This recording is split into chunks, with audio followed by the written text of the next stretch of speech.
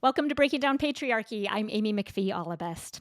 Here on this podcast, we are active advocates of women entering leadership roles, whether that's applying for C-suite positions, pursuing promotions, or running for elected office. However, while we encourage our listeners to follow these ambitions, we also have to be honest and tell you that path is not easy. Oftentimes, the deck will be stacked against you. We live in a culture that is accustomed to male leadership, and that sometimes struggles to accept women in charge. In the private sector, a recent study from the S&P Global confirms that as of 2024, women occupy only a quarter of senior leadership roles across American corporations. Meanwhile, in our nation's government, not only is our media more critical of female candidates, but the public is actually more likely to donate to support a male candidate's campaign. Why? Because the American public still expects men to win and women to lose. And that is to say nothing about overcoming lifetimes of being taught to be quiet, to be submissive, to make ourselves small. Yet, nevertheless, we persist. Women all across the country continue to seek leadership roles, stepping into the fire and fighting to make our world a more equitable place with governing bodies that actually represent our population, which happens to be 50% female. So, for all those women who have pushed and are continuing to push that needle forward, who are willing to step into the spotlight and work to correct the wrongs they see in the world, I am so grateful for you. And I'm grateful to be discussing leadership and taking control of our own lives today with just such a woman. She is an outspoken anti-bullying advocate, a former congresswoman, and a current CEO. She's a woman who entered Capitol Hill at the height of the pandemic, stepping into an attempted insurrection and presidential impeachment hearings without backing down. And she's also the author of a fantastic new memoir. It's called A Life Made from Scratch: Lessons from a Controversial Congresswoman, Mompreneur, and Unstoppable Political Activist. So please join me in welcoming to the podcast former Congresswoman Marie Newman. Welcome, Marie. Hello, thank you for having me. So I'll just read your professional bio first, and then I'll have you dive in and tell us a little bit about yourself more personally. Marie Newman is a former congresswoman, nonprofit CEO, marketing executive, author of A Life Made from Scratch, and When Your Child is Being Bullied, Real Solutions. She's an anti-bullying activist. She's a former Moms Demand Action spokesperson and national LGBTQ+ advocate. In addition to those roles, she's a mom of 2 adult children. She's a consultant and a podcaster. Marie Newman is known for building movements and solving the toughest problems. Her motto has always been, when you do not see the solution you desperately need, make it from scratch. She lives in Illinois with her husband and beagle, Iggy. So I love that, Marie. That's so great. So I wonder if now you could start by telling us a little bit about yourself more personally, where you're from, and kind of what brought you to do the work that you do today. That is a really long story. I'll try to keep it less boring and a little shorter. so, I think the question I get asked most frequently is, when did that feeling of having to defend injustices and stand up for people start? And,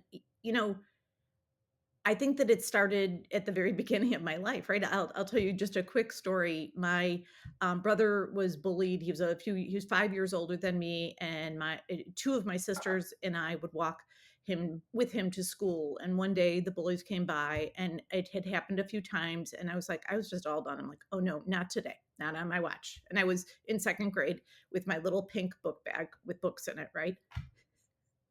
And I'm like, Wow. I'm only 5'3" now, but I was super tiny kid, right? It was like, "Oh, no." And so I started twirling my pink book bag real hard like a Tasmanian devil, and just, like, was literally swinging like this and hitting all of them, and they were like, "Good lord, who is this lunatic?" Right? And so they all ran, right? And I was like, Wow. "Well, that works. Hmm, maybe I'm onto something here." So Amazing. from that time on, I have been an activist and a volunteer for my entire life. And, in my college years, I fought for civil rights and racial equity and women's rights. Have been a champion of inequity for a long time. I worked on healthcare for all before it was even a phrase, right? All my life has been dedicated to that. Now, it just so happens my professional life included leadership positions in management consulting and marketing. I've been a small business owner, and I started a national nonprofit called Team Up to Sell Bullying, right? And eh, there's a reason I did that. My son was bullied intensively and required therapy and a bunch of things, right? And so I decided it was my turn to do something. You know, that I have another saying that, you know, when there's an icky, sticky ball in the middle of the room, nobody wants to touch, and everybody keeps walking around it. Guess what? You got to pick that thing up and address it. And I did. And that's kind of what I tell people a lot. It's like frequently you will be the least qualified in the room to address something, but you're the only one who's willing to do it and has the passion with which it can be done. So pick up the sticky ball and address it. And I did that again with the gun movement, gun reform movement. I worked on that for 25 years, probably as an activist, and um, women's rights always. And finally, right after the 2016 election, I was amped up enough where people had asked me several times, "Hey, Marie, you should run for Congress." And I thought, "Ah, you are hilarious," because I had never even run for student council. I mean, it was a little bit absurd, right? Um, Mm. and I did. So the first time I ran in 2018, I lost by 2 points against a very conservative guy. And then in 2020, I won by 4 points in a field of four men. So don't ever let the quantity of the patriarchy get you down, because Mm. there's always going to be lots of it. And when there's lots and lots of it, sometimes that's the best time to fight it. So, Mm. uh, Amazing. and then since then, I ran a national nonprofit that worked on intellectual disabilities and written a book. And I do a lot of healthcare equity consulting and political consulting. And I have a podcast coming out later this year, and a few other things. So Wow. all kinds of great projects. Yeah, fantastic project. Well, something that strikes me as a through line of everything you just said is your courage, and that you don't let your like you said, like being outnumbered, being smaller, literally like physically tiny compared to a bunch of what, seventh graders, seventh grade boys. My goodness, it's like a David and Goliath moment, right? Swinging your thing around, but that you don't let that stop you. Do you think that that's something that you were just born with, that you're not deterred by the odds? Or is that something that you've had to cultivate and talk yourself up into, or maybe some of each? Well, I think it's both, right? Is that sometimes you're just that's how you're wired, right? You know, Yeah. and the rest of my family is not wired that way. One of my sisters a little bit, but in general, we're just not wired that way. But I think the other part of it is too is that you have to accept the imposter monster, and that Mm. imposter syndrome is going to talk at you all the time, and you have to brush it aside. It's an exercise, right? So any Mm. leader that tells you they don't have imposter syndrome is lying with seven underlines underneath it. You know, I talk about it all the time, and we should talk about it more openly, because you do kind of discount yourself and make yourself smaller sometimes, because you're like, well, I'm not the best expert. And certainly don't get out over your skis. I'm not suggesting that, but I am saying that you do have value and you do have contribution to the world. And sometimes it's from an entirely different perspective that's desperately needed. So don't discount yourself, and cultivate that sense of confidence and that you do have value and contribution to the world. Yeah, thank you. And I also so appreciate you talking about this the ball that no one wants to pick up, and I think you're absolutely right that sometimes the person who's going to do it is just the one who's willing to do it, not necessarily the one who has a lot of previous experience and expertise, but like the one who's willing to. And so and that qualifies us, right? If we're willing to try That and makes learn how to do it. you Yeah, and that's fantastic, Marie. Well, I know you open your book with that story of how one of your children was being bullied, and thank you for sharing that story with us. Um, I know that in addition to being an anti-bullying advocate, you're also the proud parent of a transgender child, and you've been a fierce advocate on behalf of the transgender community. thank So, one quote from your book is you wrote that simply acknowledging and tolerating is no longer enough. So, can you tell us about that activism and about um, that that phrase that you write? Well, you know what's funny is frequently we use the word tolerate when we're trying to manage pain. And I Interesting. really was on a mission to not have a term that is frequently talked about when you're talking about pain and flipping that, because we should be embracing and respecting the LGBTQ plus community. We should not be thinking about it as managing something. They're just one of us. We're part of Team America. We're all together. We're all in this together, and we should love one another and support each other. And it's that simple. Like the whole tolerating and is just ridiculous. I don't know how that got started, but man, it makes me mad. Mm. Yeah, I can imagine. Would you be willing to share a little bit more about your advocacy for the trans community and the Yeah. LGBTQ You know, community? there's my daughter uh came out, ooh, gosh, is it 11 years ago, I think now. And so she had, right before then, and this happens frequently with trans kids, is that they typically come out right around between 2 and 4 years old, or during puberty, or as an older person, right? Those are the big milestones and gates in which you start to have some reflection and understand who you are, right? Um, and so while she was figuring that out, she went into a deep depression in a very vivid and animated way. And we tried everything, Amy. We tried because we didn't know that that's what she was tussling with. She was so confused about things and so shut down. We couldn't even get that out of her. So um, we had put, 10 different therapists, group therapy programs, events, activities. We tried everything, right? Then finally one day, um, she and my husband and I had a fight. She was being very disrespectful and mean to a bunch of people, and we sat her down and said, "Hey, and at this point she was known as Tyler, and she was male. Said, Tyler, go up to your room, and you think about this, right?" And Tyler came back down and said, "Hey, you know what, Mom and Dad? I know I'm a pain in the butt. I know, I get it. So I have two solutions for you. I can either run away or I can kill myself." And that ripped through me. Like, I still think about it. I still get, like I can't even think about it without it hurting so bad again. It brings back every memory. So, you know, and coincidentally, she was graduating from 8th grade the next day. So the next day, um, I stayed in her room, and, I made sure she was okay. We looked up all of these different organizations and programs to put her in, and we put her into a program that was for anxiety and depression, because we knew she'd already been diagnosed with that. And so she went to this very intensive day program for only, well, it was going to be 12 weeks, but even in the first week, we saw progress. She came home one night, and I'll never forget it. We were making spaghetti, sat down, we're eating, and we're chatting a little bit. And she looked up and she said, "Mom, you know what?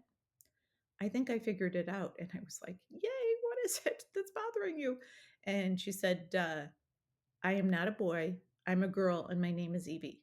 And I flung up my hands like this, so excited that the spaghetti went flipping everywhere, right?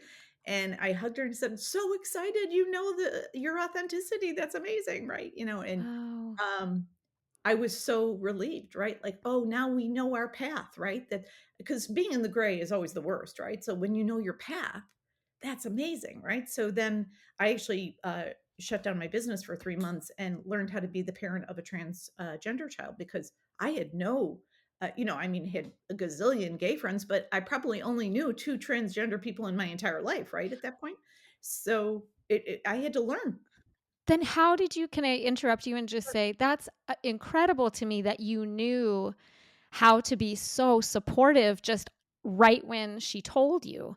If you hadn't done the training yet, if you hadn't done that investigation and that research yet, and you didn't have trans friends, I am amazed. And I think that is a real tribute to you as a parent that your knee jerk reaction was celebration with her. Cause it sounds like that's the reaction that every trans kid dreams of their parent having. And that is incredible that that's what you were able to do. Well, you So, know what? It kind of is. I think, for me, I think most people would have that reaction when your child comes to you and shares a deep challenge like that, right? I think you're thrilled and you feel so honored and that they trust you enough to tell you that. So that I guess I had joy that she was willing to tell me this, but um, I am amazed sometimes that's not the case, right? Even Yeah. with friends where that was not the case, where parents were not supportive. Hmm. And I was like, but that's your baby. Because at the end of the day, this is just your baby, right? Hmm. And we should all take care of our babies, right? I tell this all the time. People that say awful things about transgender people, I said, that's your baby. It doesn't matter if they're pink, polka dot, yellow, purple, or have, scissors for fingers, right? Like that's your baby, Yeah. and that's who your baby is, and you take care of your baby. It's as simple as that. So when people say, well, I wouldn't allow my, it's not about allowing, it's not about lifestyle. That's the way they are wired. That is what God gave them. In the movie, I don't know if you've seen the movie Conclave. There's a great Yeah. depiction of how people that are holy talk about how God made us, right? Yeah. And I'm not saying everybody should believe in God. If you believe in the universe, Mother Nature, whatever you believe in is great, right? But I'm just saying I happen to believe in God, and I believe that God gives us gifts, and sometimes the gifts don't look like gifts, right? But that's the gift that God gave us, and that the man that was voted in to be at the end of the movie, spoiler alert, everybody, in Conclave, um, happened to be intersex or transgender. It's not clear which he is, but that he said, I didn't get any surgery and I didn't get change myself because that's the way God wanted me to be, to have a complex set of exterior challenges to my emotional challenges, right? And that comes together in a beautiful way and makes someone very compassionate and very empathetic and very wise, very, very Yeah. wise. So I loved that movie for that reason. Yes, me too. Well, wow, that's just a beautiful story. Thank you for sharing that, Marie, and kudos to you for doing all of your advocacy work and your allyship. That's so so so important right now, especially like in the political landscape in which we find ourselves in this moment. Yeah. Um, So, speaking of that, maybe that will be our segue to the next question. I'm wondering if you can talk a little bit more. You touched on it kind of in your introduction, but why did you decide to enter politics? You said you hadn't thought about it before. It wasn't like on your life map that you set out. But what were your goals going in? What did you do during your time as a congresswoman, and how do you feel about Well, that time today, looking back? there's two things, and forgive me to your listeners who are big Trump fans, but I just have to say it because it's part of the story. Is that um, I worked very hard on the Hillary Clinton campaign, and I will tell you that I didn't agree with her on everything. There were many things that I found, that I had trouble with her on. That said, she was significantly better than what we ended up with in 2016. And so, but I also knew that candidate Trump at the time, was telling us that he was going to ruin the economy, and that he was going to be horrible to women, and that he was going to make healthcare real hard for everybody. And I'm all about equity. I'm about Team America. I'm for everybody. I'm nobody in and or nobody out and everybody in, right? And that has just always been my mentality. And something really clicked in me that night. And I had decided to listen to those people that were asking me to run. And that inner voice, by the way, just as a spoiler alert, I had uh, in the month prior to the 2016 election, because I had been so engaged for 20 years in politics on the volunteering side, I had pulled down and printed out a couple of candidate guides from the state of Illinois and was starting to look at it. And then I'd throw it out. That I'd say, oh, that's silly. That's not for me. And then I do it again. And then finally, when that happened, there are two things. I knew he'd ruin the economy. I knew he'd be horrible on women's rights. And I knew that he'd be horrible on LGBTQ rights. And I knew he'd try to take away healthcare Hmm. for everybody. And again, I said, oh, no, ma'am. No, ma'am. That is not happening on my watch. So that's why I ran. Hmm. Amazing. So what was your time like as a congresswoman? Can you tell me about some of the issues that you did champion? What was the experience like, especially being a woman in politics? Yeah. What were some Well, highlights? I'm kind of always driven by the underdog. And so when I tell this to candidates every day that call me, it's like, what is the most important thing to do is to have as many meet and greets and sit down with as many constituents in community in a room and have discussions. And your job there is to say, what's wrong? What is keeping you up at night? What are your concerns? And then shut your pie hole and take notes. That is your job as a candidate, and then your job as a someone who actually is in office as well. So, as an example, in my first campaign, I did, I think, 250 meet and greets. In the second campaign, I did uh, 343 in 360 days. And it was very helpful because I learned a lot about what was really everybody's every day was bothering them. And I am encouraging the entire Democratic Party right now to sit down and really listen to people because we have lost our way. So, that aside, when I was in Congress, I did the same thing. I continued having meet and greets and listened to small businesses and heard their concerns. And then I would take notes, and then I would make legislation, and then I would pass legislation. And it was as simple as that: rinse, wash, repeat. I was in the community all the time, every day. And you know what? It were that formula worked really well. Now it ended up that I got redistricted out and lost my district, which just happens. We have a census every 10 years, and things get reapportioned. So my district got pulled into 5 different pieces, and I was no longer a member of Congress. So it is what it is. But during my time, I loved it. I really, I loved solving problems. At its core, that's what I like doing. I like solving problems, and I like collaborating with people. And you know what? I learned so much from I called my constituents my partners because they taught me so much, right? And so it was a wonderful experience, and I was honored to do it. Hmm.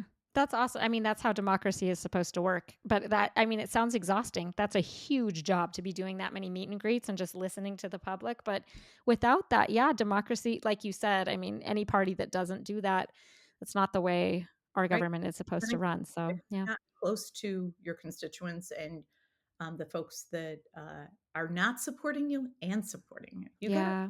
understand people because that's why I keep on telling, like when some conservatives in the party want to throw different groups in America under the bus, Hmm.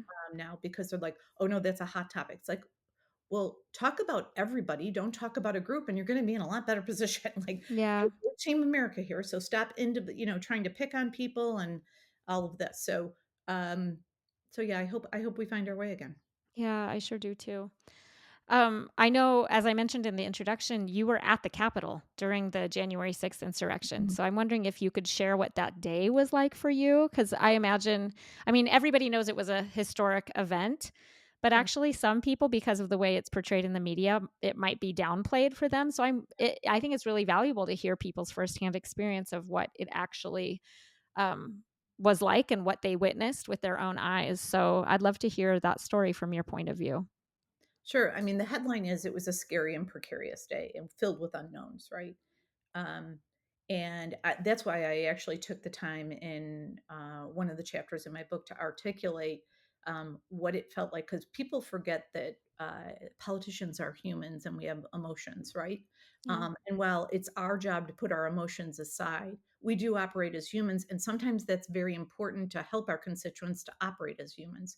So I tell that story from the perspective of a new, fresh faced freshman congresswoman that you don't even quite absorb it when you're in that day, right? Like you don't know you're making history or being a part of the one of the most critical historical events in your country in that day. You don't absorb that, right? So later you do, and it hits you real hard, like a few days later. Um, Mhm. but what I remember, and I'll give you the shorty version, is that we had been warned that morning early. We got, you get daily information from the speaker's office and said, be careful. This protest could get unruly. Don't wear your congressional pins or your identification markers on the outside as you go to have your chiefs of staff drive you in and go through all the checkpoints because we have lots of security, all of those things. And we did that. Um, and that day, January 6th, was designated to certify the election of November of 2016, right? So on 2021, to certify the 2020 election. And so in 2020, on January 6th, 2021, we were certifying, and you go state by state. What was further tricky is that because it was deep COVID times, we all had masks on, social distancing, so we had to vote in groups instead of en masse all in one at one time. And so it took a long time to certify each state because you'd have to go in and individually vote, right? So, um, we're getting warnings throughout the day, and I'm watching because in every congressional office there's, 3 TVs, and you have CNN and MSNBC, and then you dip into Fox to see what's going on there, and then C-SPAN, right? And so you're starting to see the protests get very unruly, and they're breaking down barriers, they're starting to scale walls, and um, literally I was getting hundreds of calls and texts from everybody from my husband and my kids over to my seventh cousins, and people, are you okay? And other members of Congress checking on me, cabinet people checking on me, and so the um, it. I didn't quite understand what level of danger we were in. I'll be honest with you, because I was just bound and determined, right? So, flash forward to about 2:30 in the afternoon. I'm walking through the tunnels underneath. So the Capitol campus is made up of the office buildings for the Congress people, and then the Capitol itself, right? And underneath are these tunnels that are like big tunnels you would see like in an airport hangar, right? And you go through there because it's a little faster. And it was cold out, so it took the tunnels, and I'm all by myself. Now, typically those tunnels are hustling and bustling, but it was COVID, and we were going in small groups and back and forth. Walking along, and I hear Congresswoman, and I look, and it's some Capitol police officer runs up to me and said, Congresswoman, we've got to get going. And he said, do you want to take your shoes off? We've got to move fast. And I said, in my head, I'm thinking, I've been running in heels for like 30 years. So I got you. You're okay. So we're running, and it's about 8 blocks underneath in the tunnels to get back to my office, right? So I'm a little out of breath. I'm seeing other people, other members of Congress doing the same thing. This guy's job was to get rid of stragglers and get them to safety, right? And so he said, I've got to peel off here, get in your office. Is there anybody bigger than you in your office? And I'm like, I guess some of my staff. And they're like, okay, throw a piece of furniture against the door and stay inside. And it's like, okay, check. So I get to my office, and my go-to when I'm super scared is humor. So I slammed the door and I said, "So, do we have any wine?" So, my staff is like, "Really?" And I'm like, so we got to work, and Wow. I got everybody busy on a project because what I know when in crisis is you have to get everybody to walk away from their fear and start doing some critical thinking, because then they won't have time to think about fear, right? Yeah. So we got everybody engaged in things, and they told us to stay in our offices, obviously at that point. And then the protest was getting ugly. I then heard that there were shots fired in the chamber, and I was getting calls from media and all of this, and trying to sort out what is the best path here. Um, by this time, my family is on fire, and I'm like, I'm fine. I'm far away from where there's gunshots going off. Um, they At that point they were terrorizing the speaker's office. They were trying to ram down the doors. Those young people that were the staffers of Speaker Pelosi at the time are heroes. They helped the police understand exactly where they were and what they were doing, and helped bring the crisis down. Right? They were rock stars that day, and were hiding under a table inside, because the speaker's office is made up of probably 15 offices, and it's a big space inside the building. Um, and they kept diverting the crowd, so they were brilliant. Just to say that they kind of saved a bunch of lives. Um, Wow. and so then we got word that Pelosi and Vice President Pence had been carried off the stage and went to panic rooms. All of leadership on both sides, Democrat and the Republicans, were put in panic rooms in the bowels of the building that are like black sites.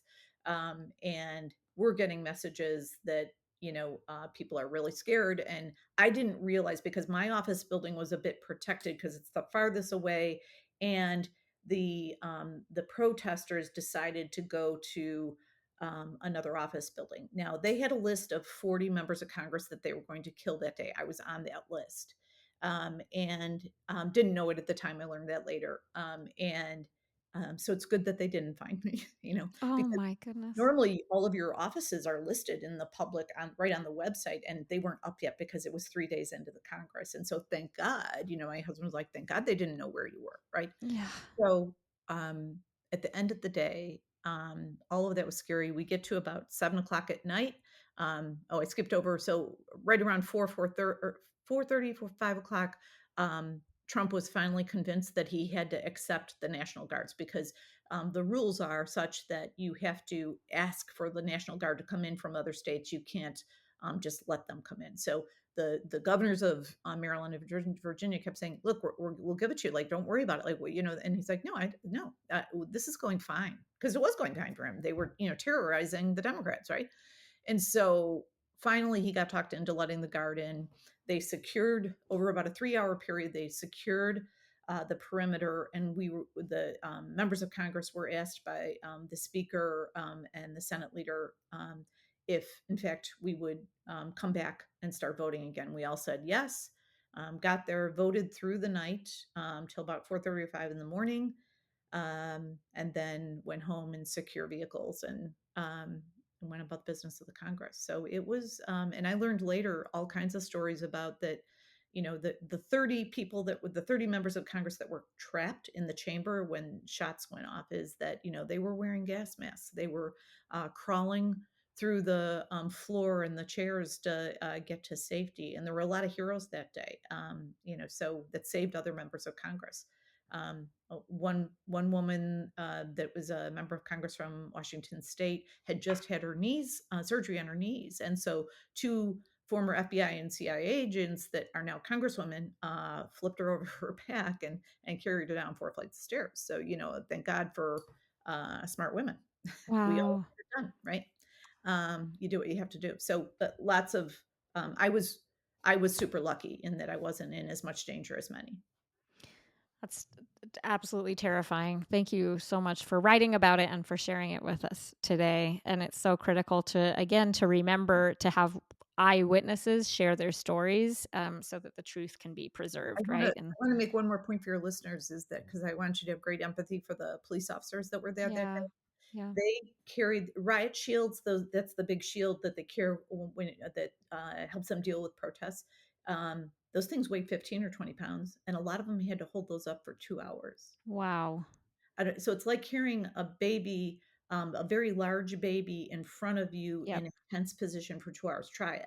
Yeah, you can't do that for a couple minutes. Your Yeah, arms get tired. Wow. yeah, it was amazing. Yeah. Oh my goodness. Well, thank you. I have a few more questions about your time in Congress. And this one is specifically you write that only 29% of Congress is made up of women when it should be 50% to be truly representative of the country. And I mean, you and I both I'm celebrate that it's higher, that it's getting progress is being made, right?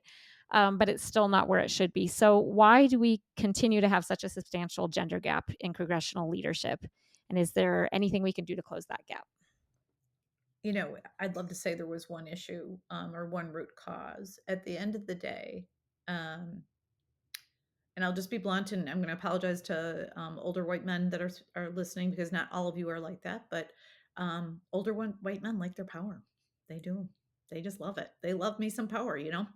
And so they do not want to let go of that, and they realize that their relevancy is waning, right?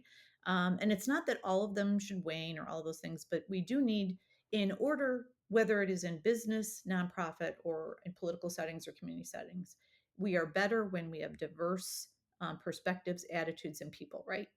And so the notion that that continues to be put down is very telling. So no, it doesn't matter what patriarchy it is in either of those four buckets. It is when your voice is not being listened to. There's a reason people don't want, because you know what, you might reflect a lot of people, and that would be bad because then I can't hold on to my power. So at its root, it's that. And again, I'm not torturing older white men. I'm just saying that we can't only have you speaking for us. We have to have, in fact, it should be, if we were being smart, it should be 50-50 women, and then the communities of color should be represented at a bare minimum of the percentage they are in society, if not Yep. more, right? Yep. So because they have had inequity for years and years and centuries, right? So Yep. they probably should have more representation than not. And so um, equity is a really big deal, and until we get um, older white men, some, to realize that, like, look, you're not the end all and be all. And by the way, I'll quote Will Ferrell, the comedian Will Ferrell, recently. He said, "You know what? Men have been powering a long time. It hasn't gone so well. That's Yeah. so good. How about if we give women a try?" Mm. Yeah. Yeah, it's true. Thank you for that. Um, Another topic that you write about in your book, and you write about it very courageously, is your experience with abortion. And I wondered if you'd be willing to share that with listeners and talk about how you were raised, the beliefs that you had as you were raised, and how those beliefs were challenged, and then where you stand today on abortion. Yeah. So, obviously, I am pro-choice, and believe in women's right to choose, and that women should have complete and full agency of their body, no matter what, no exceptions. Um, and again, back to that last question, to tie those two together, if men were able to get pregnant, for sure, we would have full access to abortion, birth control, reproductive care, and it would be free. Let's just be clear, if Hmm. men could have babies. Now, in my situation, it was a long, long time ago. It was when I was in college, and it was a very hard decision for me. I grew up in a very conservative Red Rock Republican household, with that was very deeply Catholic, and so it was hard. What I really came to was is that um, I am not equipped as a human to take care of a baby emotionally, financially, or in any other way. And so I made kind of a both a emotional decision and a rational decision that, look, this. I do probably want to, and actually, I'll be honest. Had no idea if I wanted to be a mom or not. So for someone to be a mom, they have to want to be a mom, right? That it would be ludicrous in any other situation to say, "Hey, I want you to be a air traffic controller, but stress really bothers you, and you don't like being in up high." Like that would be insane, right? Mm-hmm. So why do we make women have babies, right? If they don't want to. So at the end of the day, I really struggled with it. I still maintain it was a good decision, but it was a very tough decision.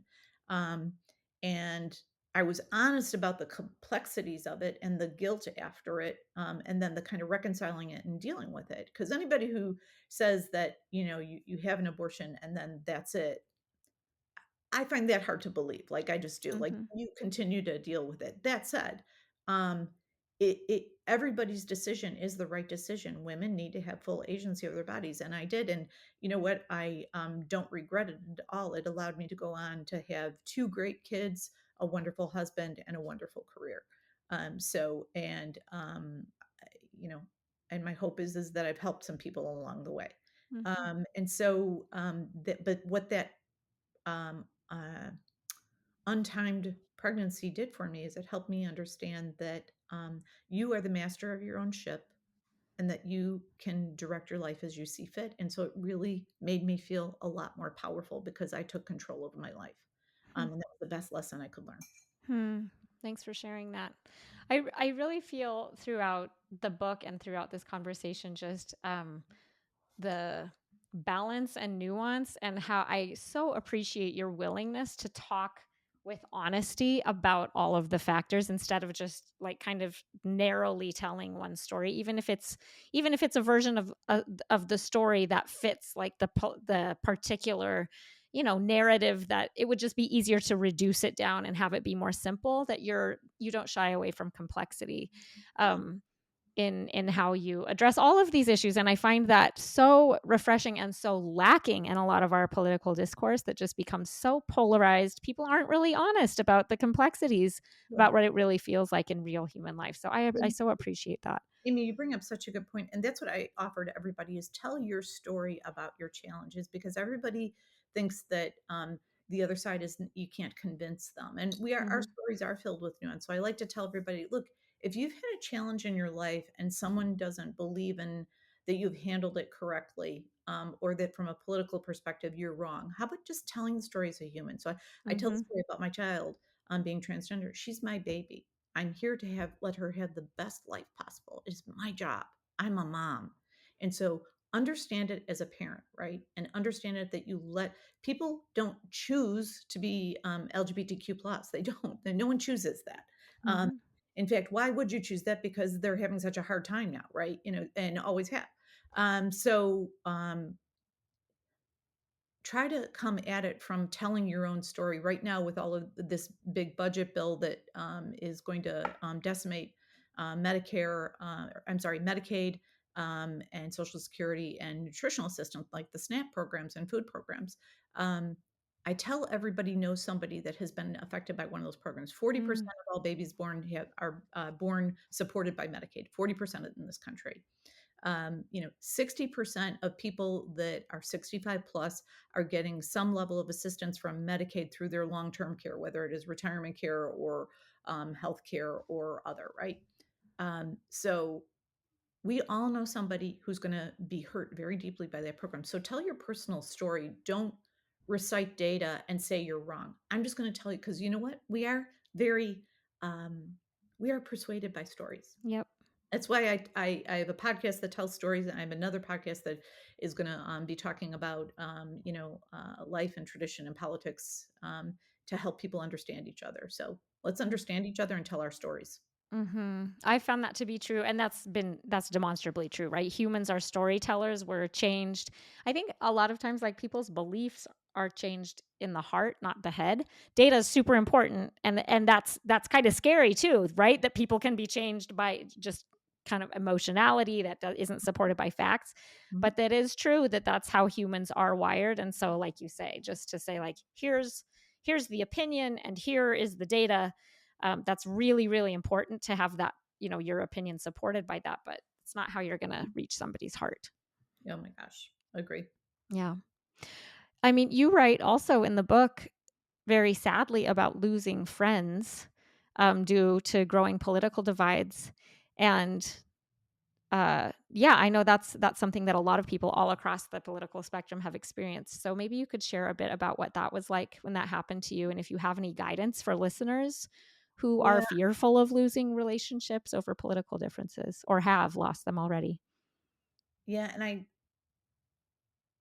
the headline here is evaluate if that friendship was the friendship you thought it was prior to politics and after. So, Mm-hmm.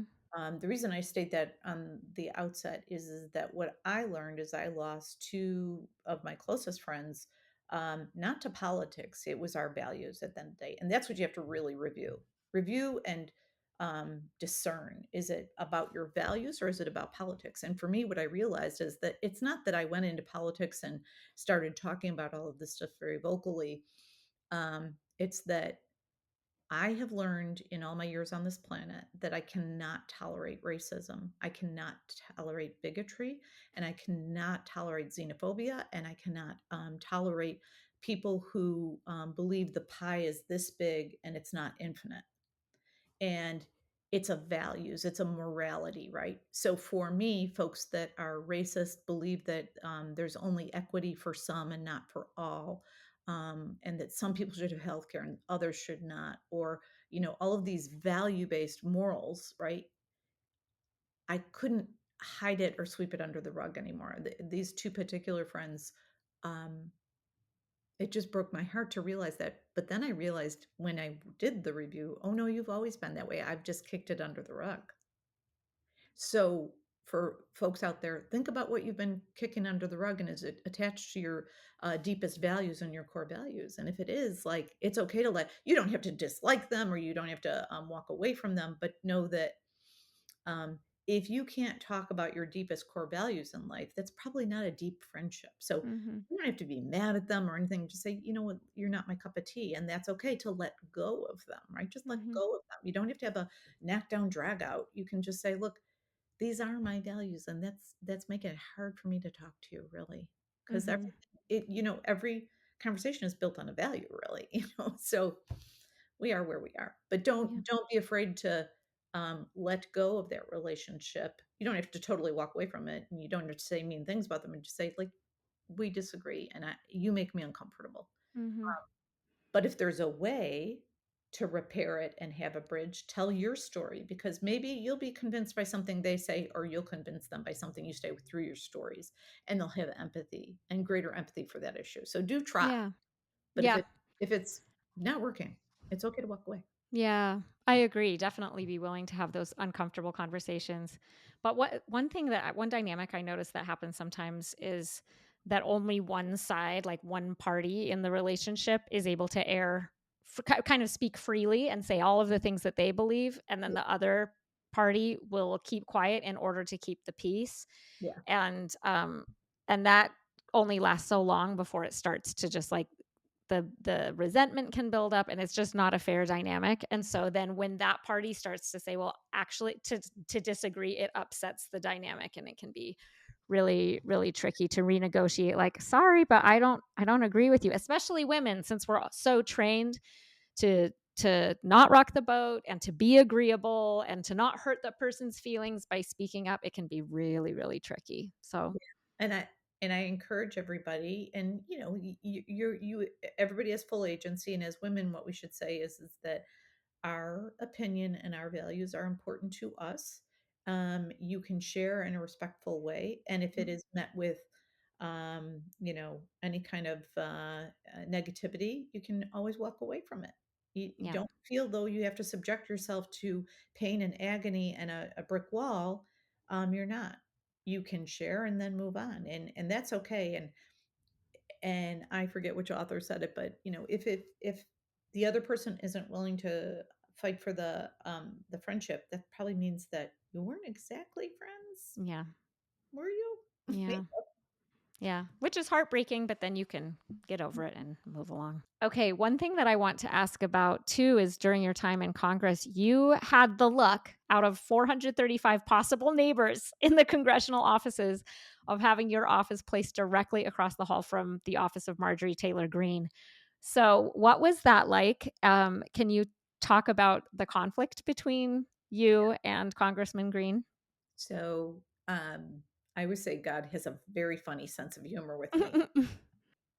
So there's 435 members of Congress, and he decided to put my office, a former anti-bullying advocate and expert slash mother of a trans child, across from Marjorie Taylor Greene, who's the biggest bully and bigot and hateful racist literally I think I've ever met. Um, And it was so funny because on the day of the Equality Act, which is the bill in Congress that we've voted on a few times, that creates equality for everybody. It doesn't ask for LGBTQ folks to have more equality. It just evens up where they at, so that employers can't discriminate, housing people can't discriminate against you, you can't be discriminated in public, and on. Right? It's a very simple act. It just creates equality for everybody. Right? That day, and she had been painful about the bill coming up and speaking about it on the House floor or whatever, and I was ignoring a lot of it. That day, in spirit of that being voted on that day, I put my transgender child out, or flag, transgender flag outside my office. You can have your state flag, your the United States flag, and then you have one more. And so I filled in the third with the trans flag, right? I just wanted people to know I support the LGBTQ plus community, right? Mhm. And so she saw that and went cray cray, like insane, right? And so I had made a video doing that. At the end, I went like this, like all done, like just being cute, right? And she thought that was a personal affront and went crazy. She marched herself down to the local FedEx or Kinko's or whatever it was, and had a sign made that there are only two genders, and slapped it up on the wall with a video, and then started calling me a groomer and a pedophile and all these things, right? And it's like, good Lord, you are unhinged, right? Mm. So then it blew up on social media. And then literally every cable station and every local station and even international media people were calling, wanting an interview. And I was like, look, let's stop adding fuel to the fire, folks. This is ridiculous. So I did do a couple of interviews and said, look, this is indicative of who she is, not who we are. I simply wanted her to love and respect and embrace my daughter's community. That's it. Wasn't trying to be mean to her. Wasn't trying to do anything, right? And and it kept exploding, and I stopped accepting interviews because the goal in that situation is to demonstrate that Marjorie Taylor Greene is the problem, and we did. I mean, obviously, like anybody that's a parent, even Republicans were coming to me and saying, "Hey, I'm sorry, Marie, that's awful that that happened," right? Mm, Um, and so she made a complete fool out of herself, but she geared up her, very odd and creepy crew, mhm. and they worked on it. I mean, she's still mad about it. Like when my book came out, she flipped her the chapters. She went crazy that I told that story, and she's like, oh, she's still a groomer, and I was like, oh dear Lord, get get a life, you know. Mhm. Wow. Was that, I mean, you tell the story in like with humor, which I see as characteristic of you and your personality, but was that hard for you at the time? Like Well, to have I was worried about my daughter, and my daughter yeah. took it pretty well. And largely, even most Republicans were like, "Wow, you're being a jackass," Mhm. uh, Yeah. so I think that she just made it worse for herself. She did Mhm. fundraise among the bigots and the racists really well with that, which Yeah. apparently there was quite a bit of money to be had among racists and bigots. And so, um, but you you can't let that stuff get you down. My daughter did. I was very proud of my daughter. She handled it very, very well, and she did a good job that day. And then moving on from there. But yeah, it really upset me. I mean, Yeah. it's like, Yeah. listen, lady. And then she would do creepy things in the hallway to me, and I finally turned around and I just said to her, if she whisper creepy things in the back of my head. I mean, she was just a creepy lady, right? And so I finally turned around and I said, look, lady, I'm from the Midwest and you do not want to mess around with me. So get the hell away from me right now. And she did. She went, Wow. That I'm just amazed by your calm because I think even if you know that she is, you know, that it's her problem, it's still, I think, unsettling to be antagonized that um like dramatically to have somebody come at you and be attacking you in person online. That's got to be like really disruptive to the nervous system. So I'm just amazed that you there was seem to have a lot of skill in calming yourself down and just letting it be her problem, right? there was so much of that going on, and that my term was that was emblematic of my term in general. There were so many things going on in the world between like I was very worried about COVID. People were starving in my district. People weren't getting Hmm. medication in my district. And I was like, you're the least of my problems, lady. Okay. Like, get off my, you know. Yeah, that's great. But that's a great perspective. Okay, well, we only have a time for a couple more questions. This has been just so illuminating, Marie. I'm so grateful for your time. I wonder if you can talk a little bit, and you mentioned this before, but just kind of the trouble with the Democratic Party too. I mean, we know with Trump in office and with all of his group that there are plenty of problems on the right. But you talk about also a core group of highly corporatized Democrats and Republicans that you observed that kind of didn't do much of anything. Mhm. And I'd love it if you could talk about that problem that's going on in our government right now and maybe some of the other things that you would like us to be able to address to kind of heal some of the problems that are going on in our democracy at the moment. Well, I'll steal the title of my book that's very apt for the Democratic Party right now. Is that name of my book is A Life Made from Scratch because I've had to remake my life a bunch of times. I think the Democratic Party needs to rebuild from scratch. Mm, They need to get out to all 50 states and sit down and listen to people and take notes and then rebuild the party. mm, We have a lot of folks, and this is both Republican and Democrats. So about 89% of the entire Congress, Republicans and Democrats, take corporate PAC money and mhm, they get told what to do and what not to do and when to do it and how to do it because of that. Or they don't receive that money, which is why I never took corporate PAC money. There are also bully PACs out there that whether it is APAC or United Democracy Project or Democratic Majority for Israel, they're all bully parties. If you don't take their talking points and really embed them into all that you do, you're not going to get money. So the fact that corporatized Democrats are held with a gun to their head at all times that they won't receive money. So my goal post Congress is to get money out of politics to end these bully packs, both corporate and the folks that work for foreign lobbies. and get them out of Congress. So we just have folks doing their job every day and not having to Mhm. fundraise and worry about money. So corporatized Democrats like sitting, literally sitting and doing nothing because they won't get in trouble then. Because if they do Mhm. anything, they're going to get in trouble. So there's a lot of folks that would call themselves climate hawks that have not proposed climate legislation because they take money from big oil. There are a lot of folks that may care about healthcare, but would never ever support Medicare for all because they take money from big healthcare companies and from corporate PAC money and big pharma, right? And if you do the analysis, every single time when you take corporate PAC money, that person does not support any change in legislation. They just don't. Yeah. And so if we took money out of politics and got rid of corporate Democrats, we would be in a lot better situation. We would have had much better, we would have healthcare for everybody right now as a starting point. We would have universal child care right now. There, it was in the Build Back Better bill, and the corporate Democrats took it out and threatened everybody. Wow. There's a lot of this. So my attitude right now is I think we're capable of change and we can be a much better party and a party for the people. But we have to sit down and listen and then get to work. Mm. So that's my recommendation to the party. And I talk about this a lot. It's one of the reasons I wrote the book.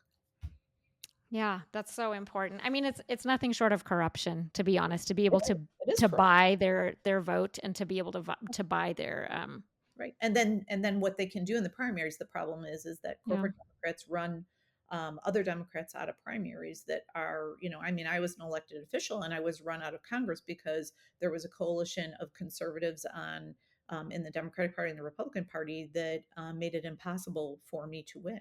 I mean, there was a Mm. lot of coalition work done to take me down, and it was driven from corporate Democrats. So, it is what it is. We are where Yeah. we are. And you know what I think that um, we all land in a position. Mother Nature, God, the universe puts you in a place at a time and says, okay, that was your job then. Now this is your job. So I'm a significant activist along with doing other projects to make sure that the country stays strong.